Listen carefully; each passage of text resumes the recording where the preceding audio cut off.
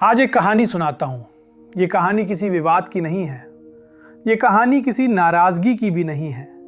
ये कहानी उस पल की है जब आदमी को समझ आ जाता है कि अब रुकना आगे बढ़ने से ज़्यादा मुश्किल हो रहा है। लल्लन टॉप कोई दफ्तर नहीं था मेरे लिए।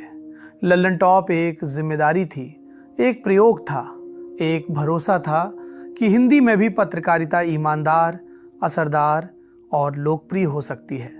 जब हमने शुरू किया था तो हमारे पास न बड़ा बजट था, न बड़ा सेटअप, न कोई फार्मूला।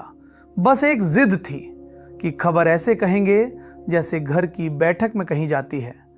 धीरे धीरे लल्लन टॉप एक प्लेटफॉर्म नहीं रहा, वो एक आदत बन गया, दर्शकों की आदत और हमारी भी। लेकिन जिंदगी यही सिखाती है, हर रिश्ता हमेशा चलने के लिए नहीं होता। कुछ रिश्ते आपको तैयार करने के लिए होते हैं। समझने वाले समझ गए होंगे, ये फैसला किसी एक दिन में नहीं हुआ।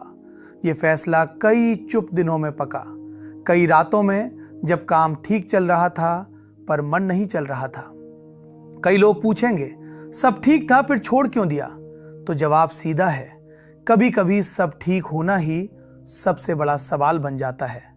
मैं ये नहीं कह रहा कि लल्लन टॉप गलत था, मैं ये भी नहीं कह रहा कि मैं सही था। मैं सिर्फ इतना कह रहा हूं कि अब मेरी यात्रा मुझे कहीं और ले जाना चाहती थी। लल्लन टॉप ने मुझे बहुत कुछ दिया, नाम दिया, पहचान दी और सबसे ज़रूरी आपका भरोसा दिया। और भरोसा ऐसा होता है जिसे छोड़ते वक्त हाथ कांपते हैं।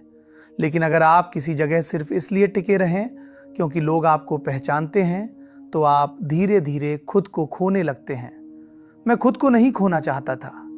आज भी मैं वही हूं जो सवाल पूछता है, जो सत्ता से असहज रहता है, जो दर्शक को कमजोर नहीं समझता।